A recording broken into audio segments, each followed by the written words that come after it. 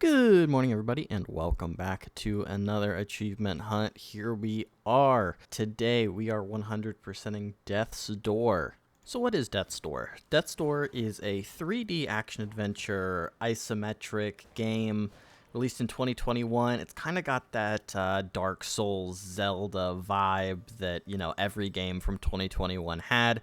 It was created by the studio Acid Nerve. You might know them. They came out with the game Titan Souls a couple years ago, a boss rush, 3D isometric sort of game as well. I have not played it, but it's on my list to do. Haha. And it was published by Devolver Digital. If you're in the gaming space playing lots of these indie games that have released in the last couple years, you're probably pretty familiar with Devolver. They publish a lot of different stuff, Enter the Gungeon, Cult of the Lamb, things like that. A lot of the big indies that we've seen out of the last couple years here. So one interesting thing is that Death's Door is one of those games that doesn't really tell you what it's about necessarily.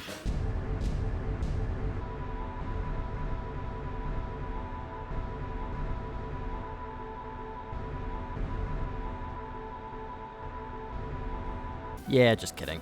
It's a game where you play as a little crow, and it's about death. And we did that a lot. Like, a lot. The game's actually pretty difficult for the first bit. You get into it eventually, but it was a lot of fun, and I hope you enjoy watching this achievement hunt.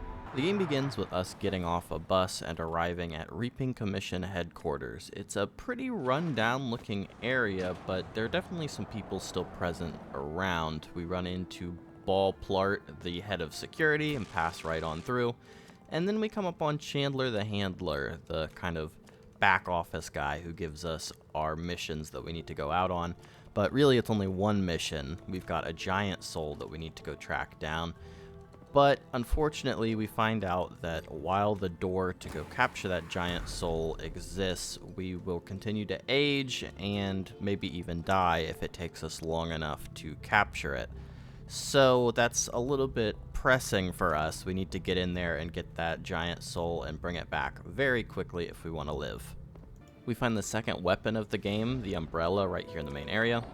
And then we open up the door to pass on over into the first area to explore. We get our first taste of the puzzles that appear in the levels here, and we also encounter our first boss, the demonic forest spirit. We have a classic tutorial boss fight, nothing too difficult, we kill it on the first try. And when we do kill it, it drops a red spirit orb, but then we get cracked over the head by another crow, maybe?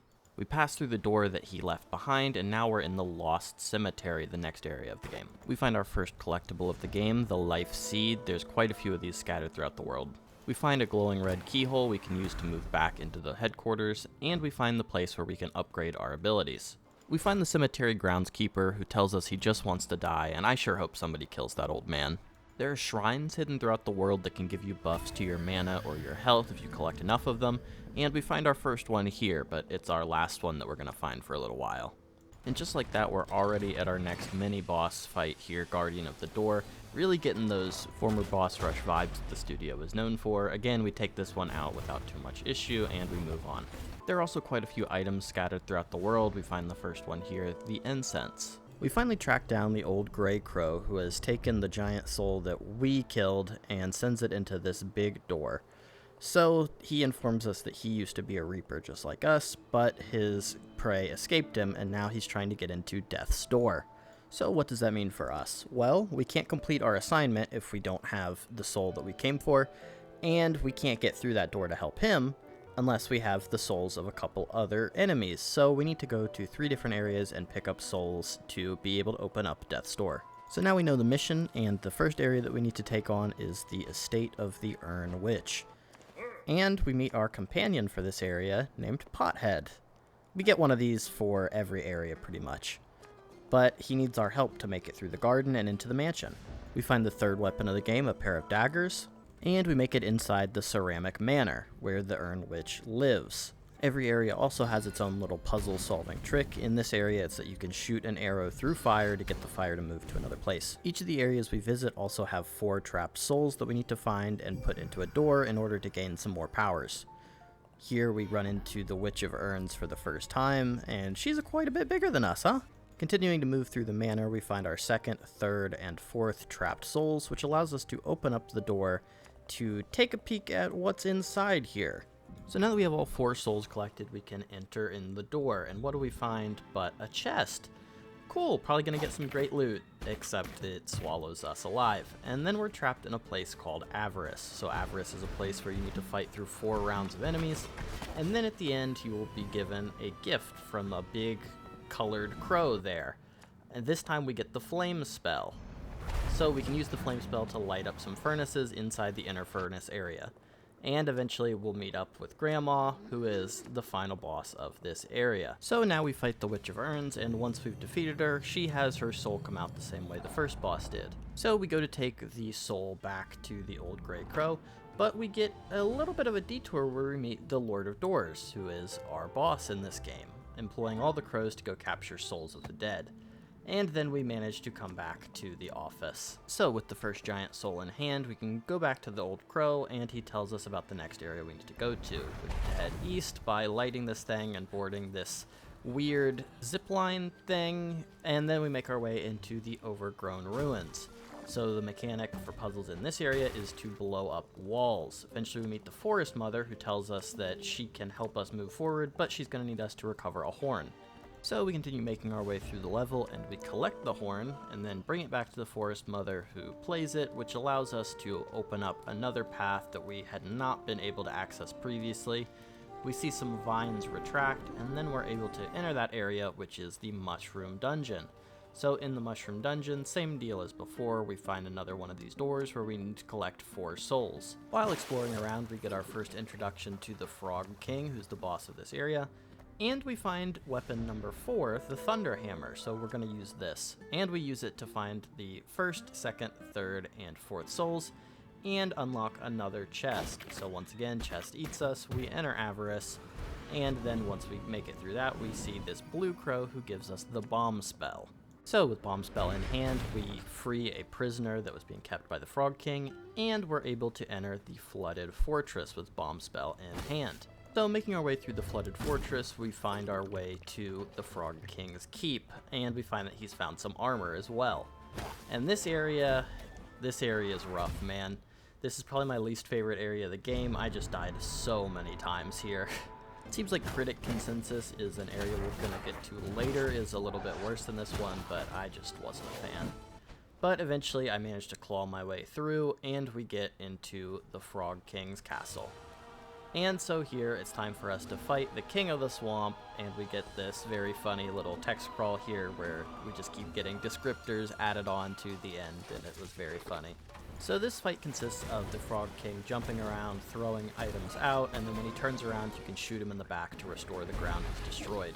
We also get our first achievement here, Meal for a King, for launching a bomb into his open mouth. Once we manage to chip the Frog King down, we get his soul added to our inventory as well, and we can return to the crow, who tells us about the next area we need to enter. So we follow his instructions, and we reunite with some old familiar faces. Here we see Pothead, and we also see the prisoner who we freed from the jail, and we get an achievement for meeting him as well. So this area is called the Stranded Sailor, named after the restaurant that our old friend Octodad here works in, Jefferson. And we can get a meal from Jefferson where he tells us about all of the remaining shrines that we have yet to collect around the map, so this will be very helpful for finding all of those. And for our trouble of sitting down, we get an achievement for eating a meal with Jefferson. This area's traveling companion is Barb the Bard, who's trying to write a great song about adventure, so we'll take them along to Castle Lockstone, the next area that we need to be in. We find the first soul of this area, and then get the achievement Specialist for maxing out 1 stats upgrades. Find the second soul, third soul, and 4th soul, and then you know the deal, it's time for us to re-enter this chest that grabs us up, and we're back in Avarice once again. So this time we get greeted by this green crow who gives us the hookshot spell. We light up a couple pyres which allow us to call an elevator which will take us into the next area, which is the Camp of the Free Crows. So these are crows that have shunned their duty to the Lord of Doors because they don't want to live their lives out being permanently indebted to him. So we get a little bit of a hint here that we need to prepare, so let's get to it. There's a guy here that can tell us we have 13 shrines left we need to find, so let's start with collecting some of those based on Jefferson's hints. While we're doing this, we also find the final weapon of the game and get an achievement for that. This is the weapon we use through the rest of the game. We also figure out that these manhole covers can be dove through, and we find a little area where we can fight an enemy we haven't seen before, and once we kill him, we collect his soul, and we get an upgrade to our bow perk, which gives us another achievement for getting this upgraded bow spell. Not the most useful, but we'll take it. We earn another achievement for walking these little green guys through security, and then another achievement for finding all of the shrines, so that's that out of the way. So with all that out of the way, it's time to try to take on the old watchtowers. So this area is kind of filled with ice. I actually really like this area. This area where you're sliding around, a lot of people don't like, but I enjoyed it quite a bit. We earn our next achievement, Big Spender, for unlocking 12 upgrades in the store. And finally, we make our way all the way up to the top of the hill, where it's time for us to fight the beast named Betty. So this fight is the hardest boss fight, in my opinion, even though it really shouldn't be. But eventually, I managed to take Betty down, and we get our third and final giant soul. After we take down Barb, we return to the city, and we listen to Barb's song, and we get an achievement for enjoying it. Now with all 3 giant souls in pocket, we come back to the old Grey Crow, and we can use the 3 giant souls to crack open Death's door once and for all, and we can hopefully get in there and find our soul as well as the old Grey Crow's. So we open it up and step inside after a long walking animation with the old Grey Crow, and then it's time for us to meet the man himself, Death, which is a little weird because I always pictured him a little bit taller. So now it's time for us to get really deep into the actual story of the game here. The Grey Crow informs Death that we're service-bound Reapers who are come to seek these souls that we lost behind the door, but unfortunately Death informs us that all souls that have passed through have already been eliminated. He also tells us about how he used to make house calls, but he never really liked doing that, so he made a deal with the original Lord of Doors on automating the collection process as long as the Lord of Doors got to live forever. But that's not possible, so they only got to extend their life by a much longer amount of time, until our current Lord of Doors refused to agree to those terms, and he decided to trap Death inside of his own door, making him unable to act. Upon hearing this, the Grey Crow is not super pleased that he's wasted so much time trying to find his lost soul, so we need to fight him. Guess you probably didn't see that coming as a big boss fight, huh? But we manage to take him down, and we escape through the portal, but Death tells us that we need to take out the Lord of Doors to be able to right everything that's gone wrong here. When we return to Reaping headquarters, we find the Free Crows have begun preaching to the other crows, and they've unlocked the path for us to take on the big man himself. That door that the crows built takes us straight into the Lord of Doors' main chamber, which is the area we were in earlier on accident. So now it's time for us to start this fight against the Lord of Doors himself. And this is a pretty cool fight, so it's a lot of the stuff we've seen previously in the game. He has the same movesets as a lot of the bosses compiled, and when you get his health below a certain threshold, he forms a door that allows him to teleport out. So we go back and forth between these areas in the office, and special little areas based on each of the 3 individual areas that we took on throughout the game. So we go through the Ern Witch's Mansion, the Overgrown Ruins, and eventually Betty's Lair, until we have one final confrontation here in the main room where we got our assignment to begin with. So it's time for us to fight the Last Lord, and this fight is a doozy. So previously he was busting out moves from all of the other bosses, and now he's taken that up to 1 million. We get all kinds of moves from various bosses and mini bosses we've fought throughout the game, and eventually we do manage to take him down, though this definitely took the most attempts out of any boss fight we did in this game. So we knock him down, and he asks us for forgiveness, but unfortunately it's far too late for that, many centuries late in fact, and Death gets to launch his soul out into the ether to reform the door and allow him to resume his duties. So that takes us to the end of the game. And so we get a nice little ending cutscene with all of the characters, and now it's time for us to clean up the rest of the achievements. We get a little post-credit scene where we see the Gravekeeper dragging the Lord away, but we see that he's dropped a key. We get our achievement for completing the game's main story, and now we've got quite a bit to do.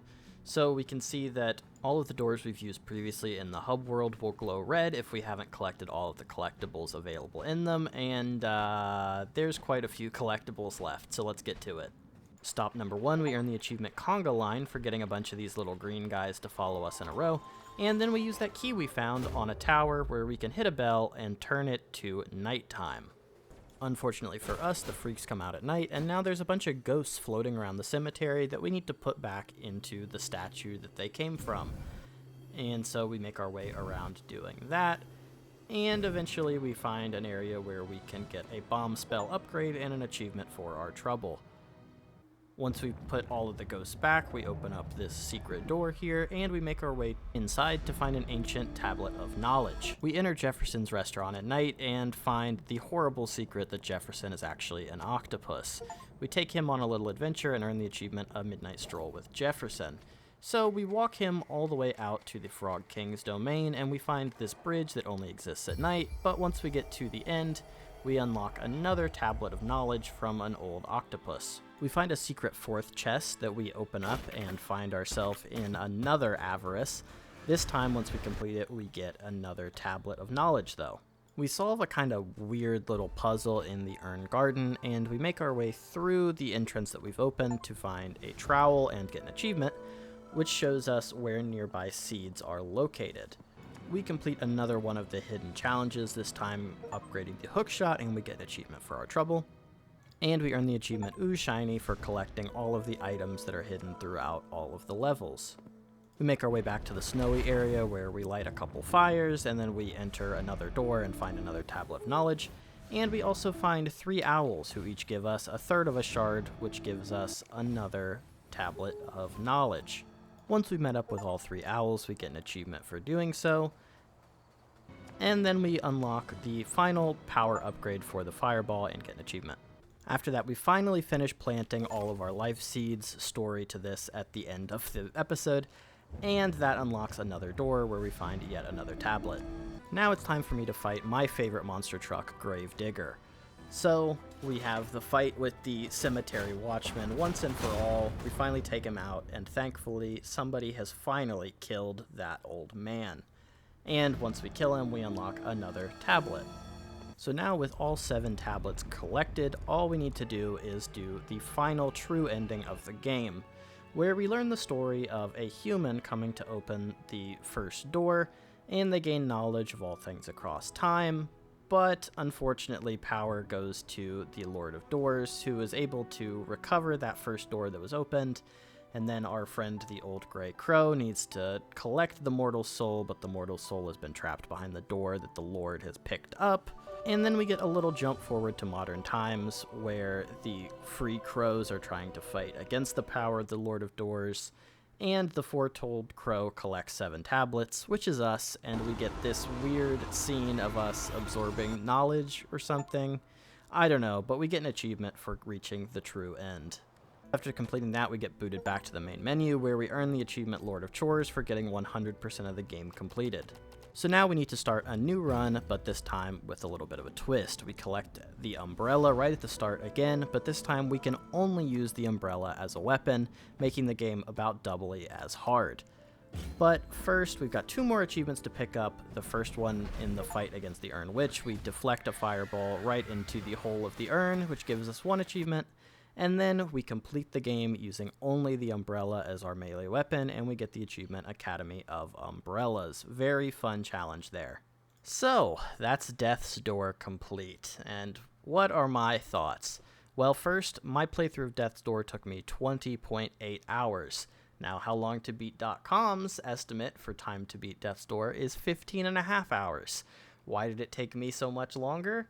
Well, good question. Those life seeds and that story I mentioned, yeah, I didn't realize that those were a collectible resource until pretty late in the game. I thought there were going to be, like, way more of those compared to the pots that you could plant them in.